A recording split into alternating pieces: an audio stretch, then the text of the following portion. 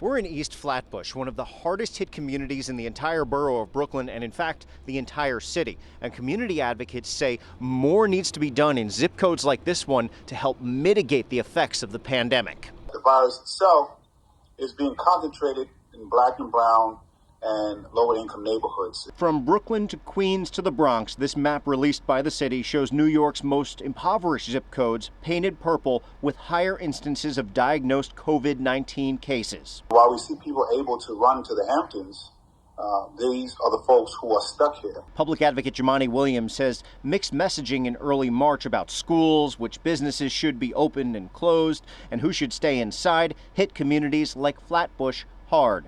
He says long-term housing and wage inequality are structural solutions in the long term, but right now he feels a hard lockdown of the city is needed to save lives, particularly in low-income communities. We need to all be aligned on the local level in saying lock down the city for the next 2 weeks so we can get a handle on that, so that the people who have to go out are protected. There's clearly a pattern here. Councilman Donovan Richards compares the current situation to Hurricane Sandy, where low-income neighborhoods had trouble getting the attention and resources to mitigate and recover.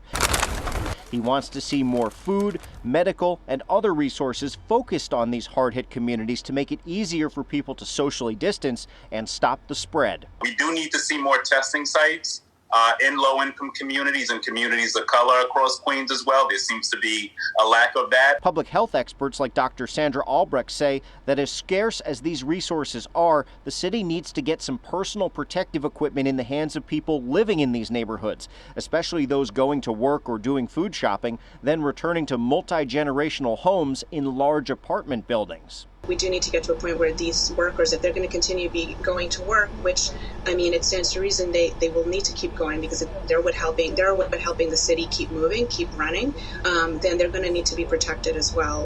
Anecdotally, we're also hearing from some lawmakers in some of these hardest hit zip codes that they're talking to police officers who are finding people dead or unconscious in their apartments. We're working to confirm those reports. In East Flatbush, Henry Rossoff, Pix 11 News.